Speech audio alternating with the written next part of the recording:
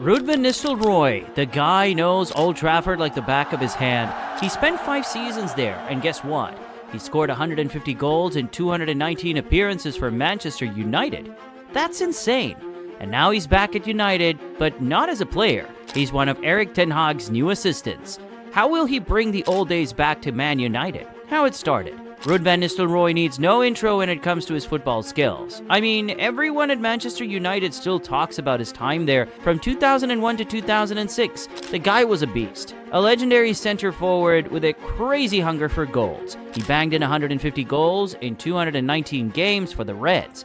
He scored 46 goals in 68 games for Real Madrid and a mind-blowing 62 in 88 European matches. But these numbers are just part of his story. Van Nistelrooy kicked off his career at Den Bosch, then leveled up at Heerenveen before making a big splash at PSV Eindhoven. His goal-scoring skills caught Manchester United's eye, but a year-long injury delay meant his move had to wait until 2001 when he finally joined for a record-breaking £19 million.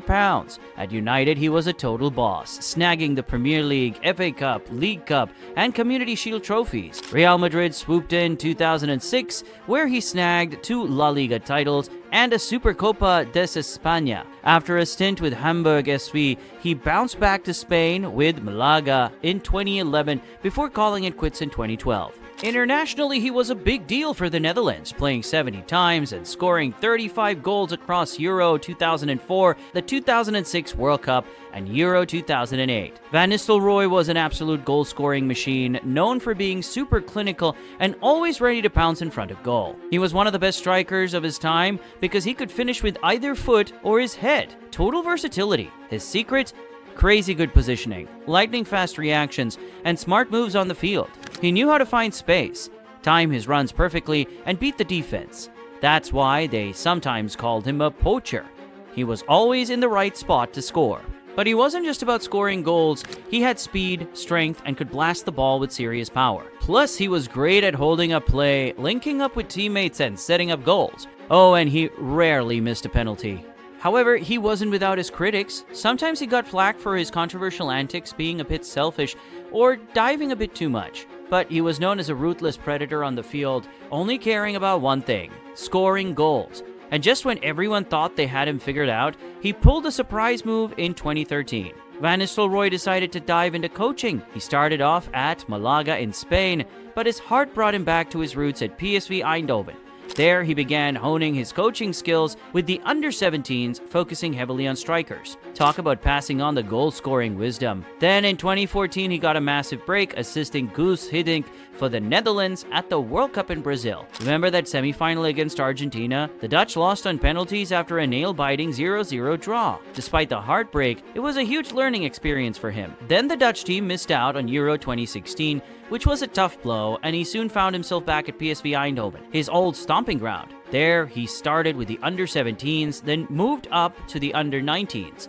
By 2018, he was deep into the striker department, shaping the next gen of talent. Then in a big move, he took over as manager of PSV's reserve team, young PSV, in the Dutch second tier. This was no small gig.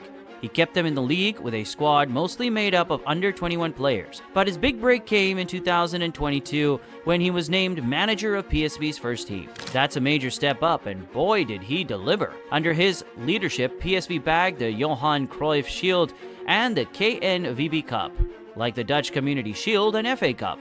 They were also rocking it in the league until January hit hard.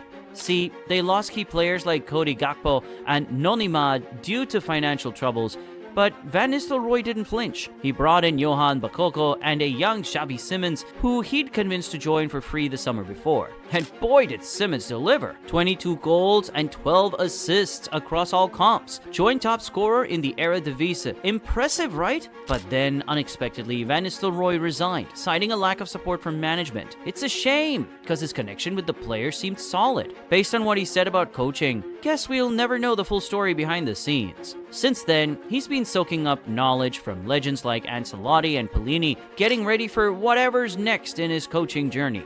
What's next? Van Nistelrooy actually turned down the chance to lead Burnley as head coach so he could join forces with Ten Hag, who managed to hang on to his role at United after talks with other coaches like Thomas Tuchel. These talks came after the team's worst ever Premier League finish. Ten Hag and Van Nistelrooy go way back, almost 2 decades, starting their journey together at Twente. Before this, Van Nistelrooy was with Eredivisie's go-ahead Eagles. Now alongside Steve McLaren and Darren Fletcher, he'll be part of Ten Hag's crew. Although Mitchell van der Gaag and Benny McCarthy have left, Van Nistelrooy's return is set to shake things up. See, Van Nistelrooy's no stranger to Old Trafford. Ande's back at a crucial moment for Manchester United after a tough 2023-24 season where they landed a disappointing 8th in the Premier League. But off the pitch, new owners Sir Jim Ratcliffe and Ineos are stirring things up. You gotta wonder how Van Nistelrooy will fire up United's attack.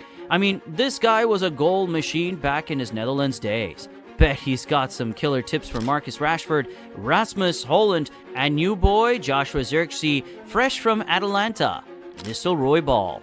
And if we talk about his style during his time at PSV, Van Nistelrooy's coaching philosophy was all about flexibility. But he had a soft spot for the 4-2-3-1 formation. He loved those quick attacking transitions that stretched out opponents, especially using wide areas and encouraging his wingers to take on defenders one-on-one. Sounds familiar, right? When asked about it, Ruud said, "I love the game and I love a certain way of playing."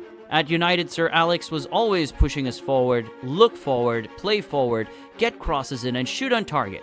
As a player, that made me feel alive. And I want my players to feel that too. But it wasn't just about speed for him. He also stressed control through possession, picking technically excellent players like Joey Verman and Ibrahim Sangad for key midfield roles. These guys weren't just good on the ball, they were smart, understanding their roles in Van Nistelrooy's system perfectly. Defensively, PSV under Van Nistelrooy typically used a compact 4-4-2 mid-block, aiming to control opponents by forcing them wide and minimizing central threats. Compare that to United's current aggressive man-to-man pressing under Ten Hag, a bit of a different approach, right? While Ruud focused on cutting passing lanes and coordinating pressing actions, his team was always ready to pounce. Overall, his tactics blended fast attacks with solid defense, aiming for the best of both worlds. His return to United isn't just about nostalgia, it's a strategic move. Since he's new to managing top-level senior football, but his track record with PSV's youth teams and a successful stint as their first-team coach prove he's ready for this step. His passion for attacking football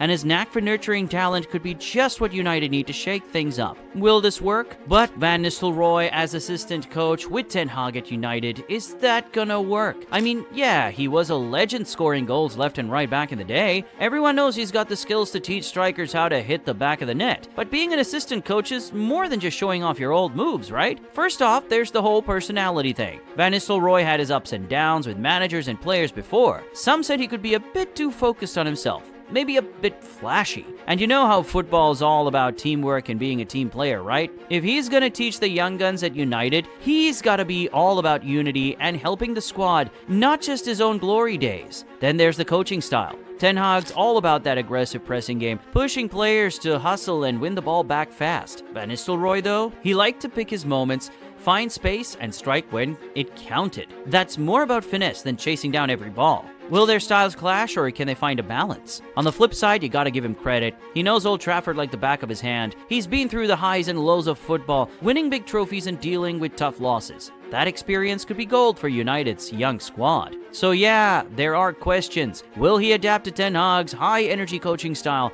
If he can bring his passion for scoring goals into coaching and mesh with Ten Hag's vision, maybe they'll be a dream team. Only time will tell. But football is not just about scoring goals, you need to protect the lead too, and United have just found the right man for the job. Lenny Yoro. How good is he? Watch it now.